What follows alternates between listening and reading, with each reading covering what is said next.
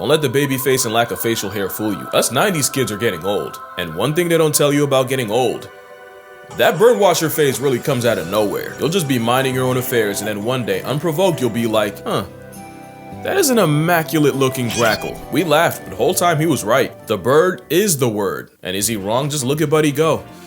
I could watch that for a couple of minutes without getting bored. This is an American woodcock, and I know what you're thinking. They go by a lot of names, such as the timberdoodle, the bogsucker, and the hokum-poke. As for the partridge plugwalk, woodcocks eat worms, and it's believed that a cute little woodcock waltz to us is a Category 7 disaster to any earthworms below, and the confusion makes it easier for a hokum-poke to poke 'em folks. They do their dancey dance in the name of murder. And clearly it takes some time for a woodcock to get the rhythm right. As you can see for this baby bogsucker, the beat is chasing them.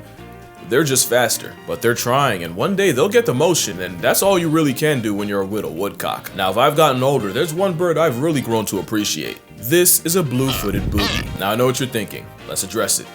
Why blue? We'll get to that, but the blue-footed booby is a seabird of the Sula genus, along with the masked booby, the Nazca booby, Peruvian booby, brown booby, and the red-footed booby. Cause don't let poor media representation fool you. Boobies come in a lot of colors, but to be fair, you might have only ever seen blue. Well, the blue comes from the carotenoid pigments in the fish they eat. It's really no different from the shrimp that turns flamingos pink. And if you identify as Bugs Bunny, the carrot consumption can tint you tangerine. For bluefoots, the color actually correlates to their health, and by extension, how attractive they are to a partner. And there's no stolen valor in this system. Scientists did an experiment where the boobies starved for 48 hours saw an immediate decrease in the brightness of their blue. They took it a step further by taking a male booby, we'll call him a moobie, that already had a female lay an egg in his nest and dulled his feet with makeup. His mate responded to the nerf by laying a smaller egg days later, one with less yolk concentration and therefore less of a chance of living. So yeah, the brightness of a booby means everything and is a literal blue check that verifies their immunological health. Funny thing, you see the same thing with mandrills. Male mandrills look like they got rear-ended by a snow cone machine because it's a sign of social status. The higher the status, the higher the saturation. But a mandrill that gets regularly bullied and beaten will lose its cheek color, so that's why alpha mandrills look like they're constantly cotton candy constipated. The brighter the butt, the more he procreates, and brighter boobies get more groupies, which is why their courtship display involves birds flaunting their colorway. It's like red bombs, but for crit. It honestly looks like they're on a mission not to crease their sneaks, and the final act of this dance involves the moobie presenting his partner with nest material. Even though blue-footed boobies don't even make nests. Nah, instead they thug it out on the ground, while defecating 360 until the dried product forms a ring around the nest. Why? Well, as it turns out, boobies have a poor sense of smell but great visual memory, and in a flock of up to 10,000, they recognize their nest by the specific ring of guano, and guano stands for gonna wanna stay in that ring, because somehow that visual memory doesn't apply to their children, and only chicks inside the septic center get fed. Baby boobies that leave the center not only don't get recognized and don't get fed, they might get massacred by their own mother. Did I just catch you? Leaving the poop ring? That's not the only way a baby booby can get deflated. This seabird practices siblicide, because again, don't let the internet's unrealistic booby standards tell you otherwise. No pair of boobies are exactly the same. One's always a little bit bigger. And that's okay, it's totally normal, but it does mean the bustier bosom will bludgeon and bully the weaker chick, often while the parents watch the booby get murked like mastectomy. It usually happens when parents are low on groceries, but sometimes the booby newbie will catch a body just because. The Nazca booby will yeet its sibling out of the nest, even though studies have proven that boobies working together could easily feed both children. Did I just catch you on the beach? Alive. Yeah, it ain't all beauty being a booby. Like I said, unrealistic booby standards aside, they come in many colors like the red-footed variety, also from their diet, and they also use their feet game to secure a mate. Evidently, it might work too well, as not even a predatory coconut crab can resist getting grabby with an unsuspecting booby bird. But there's more than just crip-walking unmentionables in the world. There's also tits. I've definitely grown to appreciate these fleet of flying popcorn chicken. Really nothing like waking up and opening your blinds to a nice pair resting outside your window. Tits are a large family of passerine birds seasoned all across the world. Alright, let me stop waffling. Let's address the elephant in the room. In Eurasia and Africa, they're known as tit birds, but come to America and you'll find they're called Gettys. So I get why you're confused. You got an Italian plumber with a Japanese creator using their American name. Understandable, that would trip up anyone. Now with the birds with the tit variety, how they got their name is actually pretty interesting. Back in the day, tit was more like teat, and teat was an old English word for little or small, or even the suggestion of something small. Matter of fact, there was a time where it was used to reference a small horse or pony in the very derogatory. For example, no storing of pasture with baggly tit, with ragged with age, and evil at hit. Thomas Tasser. Translation: Tommy had a problem with them horses. But yeah, tit means little, and if you don't believe me, pardonnez-moi français, mais petit means little.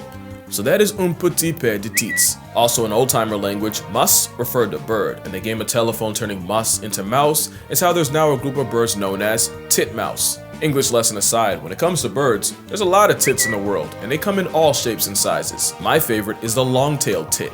Look at him, he's like my final boss of bird bias. It's one of Europe's smallest birds cause, you know, they tend to keep it pretty putsy, except in Sweden. They got big ones over there. In fact, it's home to the great tit.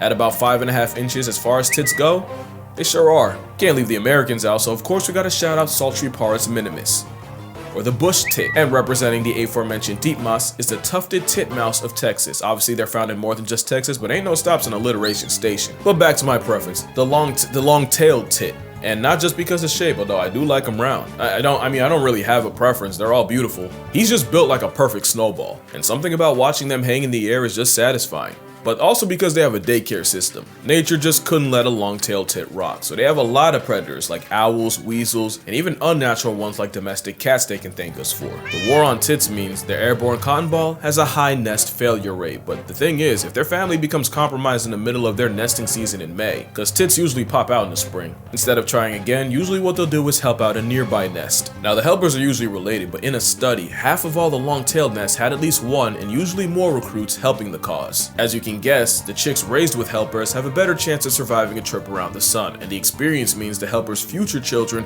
have better luck at life. So basically these birds are the embodiment of it takes a village, and it's always a pleasant sight to see tits sticking together for the greater good. And I gotta say, out of all these birds, I really like the of this one. Also pronounced giz, is a term used by bird watchers to describe the overall appearance or impression of said bird, typically garnered from attributes such as size, shape, flying pattern, posture, coloration. It's all about aura, the vibes. For example, some favor the J work of a booby. Me, I prefer the vibe of a long-tailed tit. Everyone has a preference. Woosah. I hope you didn't think we were done, because we also have the tit babbler of the family Tumulidee. Now you know where the TIT part spawned from, but the babble of it all referenced the constant babbling sounds they make. And obviously the naming guy wasn't into it. There's a lot of types of old world tit babblers, but probably the most famous one is the fluffy-backed tit babbler of Southeast Asia. And honestly, they're pretty, and I wasn't a believer at first, but I do see the fluffy part come into play, so having a name with babble is kind of disrespectful. Surely someone cares for what a talking tit bird has to say, but hey, they could have been done way, way worse. This is a dick sizzle. It's basically a cardinal you can find in the American Midwest and Central America. As in, they have all their hanky-spanky fun times in the US Midwest during their breeding season from about early June to mid-August. Then, before fall, the symphony of sizzle dicks migrate en masse to Central and South America. They nest on the ground, and they're highly territorial and will run fades in the name of property development. So if you walk outside to a hyper-pigmented popcorn kernel running the ones, you sir have a case of aggressive dick sizzles. But considering they're only 5 inches long, you'd much rather hear those words on your front lawn than from a doctor in a clinic. And the same way the morning dove brings you back to waking up in your childhood bedroom, dick sizzle might have been your summer anthem and you didn't even realize it. In fact, that's how they got their name. Apparently after what the naming guy thought their song sounded like in words. And somehow that was enough to get named like an STD. If that's onomatopoeia, I wouldn't want to be ya. Speaking of which, this is the go-away bird of Africa. Same timing as Richard Sizzle. Their lore is that their call sounds like Kowe, which apparently was in the neighborhood of go away. You know, at first I wasn't feeling it, but if I try really hard, I can make myself hear it. Or I could just be getting Barbied again. Oh, Barbie! Those were vintage! Did he not just curse? The fun thing about them is, it's believed that is an alarm call to warn other go-aways and actually even other animals of predators. Conceptually, if that's true, that's really cool. And that's it for the onomatopoeia portion. Let's talk about the rough-faced shag. It sounds like a euphemism for the cultural appropriation of canine coitus. Really, it's a rare seabird endemic to New Zealand. Shout out New Zealand. A cormorant, if you will. You know what else is a cormorant? I believe you've met. This aquatic attack on Titan is also called a king shag, and the rough-faced thing comes from the patch of dry yellow skin called the caruncle. Lots of birds have this, like the king vulture. By the way, do not Google caruncles on a pigeon. I'm serious, that ruined my whole vibe. For Big Shaggy, the caruncles really swell up and brighten during breeding season. Also, that ring around their eye turns an even bolder blue. It's really no different from the blue of a booby bird. Consider it amorous eczema. And it's not the weirdest thing a bird will do for attention. This is a sage grouse, and this is the part of the video that might actually get me got. Two things: one, that's a guy, and two, those implants are inflatable guller sacks that they pop out for female validation. What they'll do is gangs of grouses will gather in groups called leks, that's L-E-K, and they'll display their headlights in a courtship dance that you can actually hear from 3 miles away. It's very competitive, and they'll spend hours a day doing it. And in the center of the lek is the biggest bosom bird, the dominant male that gets to mate with pretty much 80% of the girl grouses there. Now let's be honest, you and I probably had the same thought when we saw this. How do they avoid predators when they're built like an uppercase cry for attention? Yeah, see, that's the thing though. Grouses have the peacock problem, where their biggest flex often gets them flatlined by predators. Those chesticles mean guy grouses get griefed by eagles so bad that the ratio of girls to guys can be 2 to 1. But there's another bird that gets their leks in. This is an Andean cock of the rock, and shout out to Peru, that is their national bird, and that is who you can blame for this. They have one of the biggest globes in nature because that's how they look fresh out the shell. The cock of the rock will also gather in leks and also put on a show for female attention. I wish I had more videos I could show you, but apparently cock of the rocks are difficult to witness because apparently they're shy and easy to disturb because even a rock cock can get performance anxiety. Again, it happens, it's totally normal. I mean, not to this guy, but with a name like Superb Bird of Paradise, thinking otherwise would be a failure of your expectations. But whether you see it or not, the bird of Peru really knows how to rock out with his cock. Okay, that's gonna do it for this video. I feel like with all the chest jokes I made, it's only right that I donate to the breast cancer organization, so link down below if you'd like to do so as well. Also, did you know 1 in 8 women will develop breast cancer? Stop playing with y'all health, go get screened. A dead boobie's a terrible thing. Also, I feel like I keep forgetting to plug the fact that I have a Patreon, so if you'd like to support this nonsense beyond just subscribing, the link will also be in the description. But as always, honestly, I'm not really hurting right now. Like, don't give something you need, not in this economy. Like, it's cool if you do, but I don't really need it. I would appreciate if you liked the video. Y'all know I usually don't ask that without offering something, but I think we both know YouTube's not gonna be kind to this one. But yeah, drink water, hug your mother. I'm telling y'all, birds really do be birding. Take time to appreciate. And I'ma see y'all in the next one.